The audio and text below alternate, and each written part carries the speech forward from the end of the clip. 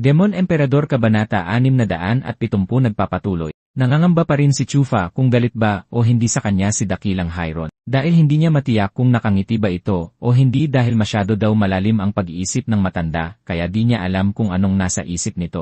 Naghahanda na si Chufa kung mayroong masamang balak sa kanya ang matanda. Tinawanan lang siya ni Dakilang Hyron, sinabihan siya na wag matakot dahil hindi siya pumunta para sa ating bida at nakita naman daw ni Chufa paano niya pinatay ang matandang lolo para sa kanya kaya isa lang ibig sabihin nun nasa panig siya ng ating bida. Nagpasalamat naman si Chufa sa dakilang matanda. Sa isip ni Chufa hindi siya basta magpapaloko sa matanda. Sinabi naman nito masyado daw maingat ating bida, kaya daw naparito ang dakilang matanda para tulungan siya pero tapos na pala lahat na papunta pa siya para sa wala. Sinabi naman ni Chufa kung wala na daw kailangan sa kanya ang dakilang matanda. Aalis na daw ito at sabay tumalikod, sinigawan naman siya ng dakilang matanda na bumalik. Itinanong sa kanya ng dakilang matanda kung masyado daw ba siyang nakakatakot, bakit nagmamadaling umalis ang ating bida. Sinagot naman nito kaya daw pumunta ang dakilang sir ay para tulungan siya. Ngayon niligtas na siya nito at patay na rin ang salarin, ano pa daw kailangan sa kanya ng dakilang sir.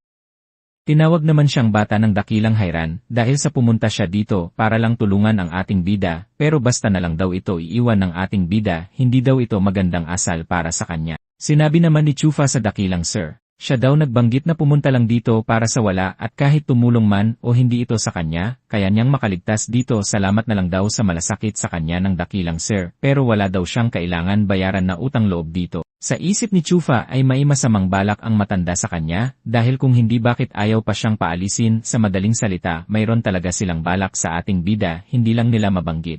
Tinulungan daw siya ng dakilang matanda sa pagtapos sa buhay ng matandang lolo, kaya natulungan pa rin niya ang ating bida. Hindi daw yon matatawag na pangigialam, isipin daw ng ating bida kapag namatay ito sa kamay niya magiging kaaway nito ang buong Beast Taming Sekto, pero dahil ang dakilang matanda daw gumawa nito para ipatupad ang batas, wala masasabi tungkol dito ang Beast Taming Sekto. Sinagot naman ito ni Chufa, kahit ganun pa man daw nangyari siya pa rin babalikan ng Beast Taming Sekto kaya wala rin daw itong pinagkaiba. Pwera lang daw kung wawasakin nito ang buong Beast Taming Sekto, pero kung hindi wala na daw silang dapat pag-usapan at wala rin siyang utang na loob kailangan bayaran. Tinawanan lang siya ng dakilang Hyron, noon daw ang kanilang paboritong mag-aaral, gustong humiling katulad ng gusto ni Chufa, hindi daw nila ito pinagbigyan siya pa kaya kung ganun wala na daw silang dapat pag-usapan kaya nagpaalam na ating bida. Tinawag ulit siya, pasigaw maghintay dahil may sasabihin siya sa ating bida. Sa isip ni Chufa, hindi siya nagkamali sa kutob niya, maipakay sila sa kanya ngayon, hindi niya kailangan mag-alala. Tinawag na naman siyang bata ng dakilang Hyron, tumigil na daw ito sa pagpapanggap dahil pagbabawalan nila ating bida, hindi siya pwedeng lumaban sa mababa 3 rangkong sekto at gitnang 3 rangkong sekto. Napatanong naman si Chufa, bakit sila nagdesisyon ng sila-sila lang at hindi siya inabisuhan. Hindi daw nababayaran ang batas kaya ang pagtitipon ng 2 dragon ay kinakailangan aprobado ng 9 sekto para maisagawa ito ng patas sa lahat. Kahit wala daw nalabag na kasalanan si Chufa, kailangan pa rin nila itong pagbawalan lumahok para din daw ito sa reputasyon nila. Masyado daw kasing malakas ang ating bida, hindi na daw siya pwede sa mundo ng mga tao, at nalagpasan niya na kayang gawin ng mga mahuhusay mag-aaral sa gitnang rangkong 3 sekto. Dahil kapag lumaro pa daw si Chufa, hindi nalalaban ng ibang sekto, at hindi na rin nila makikita kakayahan nito, mawawalan daw ng saysay paligsahan. Kaya hinihiling nila kay Chufa na wag muna lumaban at hintayin niyang makarating muna sila sa mataas rangkong 3 sekto saka siya sumali, dahil hindi kaya mga atabs niya sa Demon Siming Sekto pag nasa mataas rangkong laban na sila. Napatanong naman si Chufa kung papaano nalaman ng dakilang Hyron na maibalak silang tirahin ang mga nasa mataas rangkong 3 sekto. Napatawa na lang sumagot si dakilang Hyron, ang Demon Siming Sekto daw ay may lakas at kakayahan pumalag sa mataas na rangkong sekto. Sinabi naman ni Chufa na hindi daw importante kung lalaro siya o hindi, ang gusto niyang malaman ay kung anong makukuha niya pag sinunod ang utos ng dakilang matanda. Napatitig na lang ang dakilang matanda kay Chufa, iniisip nito balak siyang burautan ni Chufa. Binanggit nito na matagal niya nang alam ang binabalak ni matandang lolo, hindi daw siya gumalaw dahil gusto niyang makita gaano kalakas ang ating bida. Kagaya daw sa sinabi ng matandang isa talagang halimaw si Chufa, siya ay malaking banta sa laban ng mababang 3 rangkong sekto, dapat daw hindi na siya nabubuhay pa. Kabado naman sinagot ni Chufa ang dakilang sir kung bakit siya pinagbabantaan.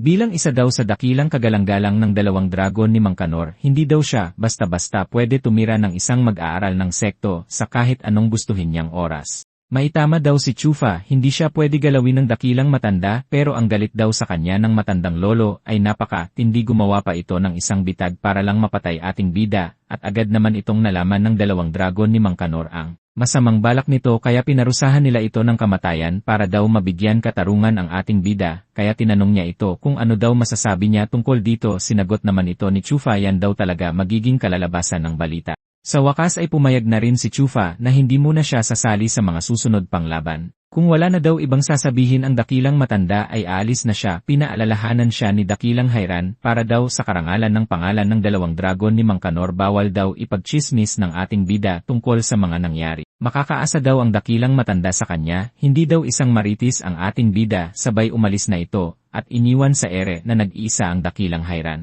Napasabi si Dakilang Hayran na masyado daw matalino ang ating bida, napakaingat din daw itong tao, nang magamay niya na kung anong sitwasyon naging wala na itong takot, hindi rin daw ito pwedeng maliitin ng basta-basta lang. May mga mata daw si Chufa na malayo gusto marating sa buhay. Sumagot naman ang aninong papalapit, sinabi nito may pagkakahawig ito ng init ng ulo at kayabangan sa kanilang kaisa-isang estudyante, delikado na naman daw baka malagay sila ulit sa matinding problema. Isinagot naman ni Dakilang Hayran kay Dakilang Baini, kaya daw sila namamahala sa dalawang dragon ni Mang Kanor ay para sa kapakanan ng mga kultibitor sa kanlurang lupain para sa pantay na pagbibigay ng ayuda sa kanila. Para daw doon sa mga gustong lumakas ay may pag-asa silang lumakas, walang inaalalang problem patungkol sa ayuda, pero sa katagalan na daw ng panahon maraming mga tao ayuda lang nasa isip, samantala nagiging tamad na rin mga kultibitor magpalakas. Kagaya ng mga masasama at mabubuting kultibitor, naging sakim na sila paramihan ng kayamanan, nakalimutan na nila ang pangunahing pundasyon bilang isang kultibitor, kagaya daw nilang dalawa para daw maipakita nila ang patas na pamumuno sa kanlurang lupain.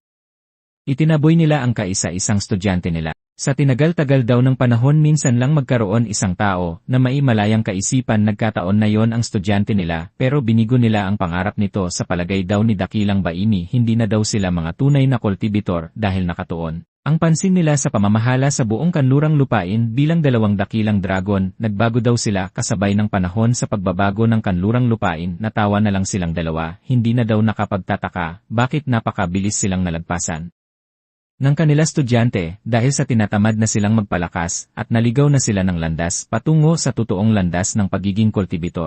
Ngayon ay mainakatagpo sila ulit na kapareho ng kanilang estudyante. Tinanong ni Dakilang Hayran kung gagawin ba nila ulit ang ginawa nila dati.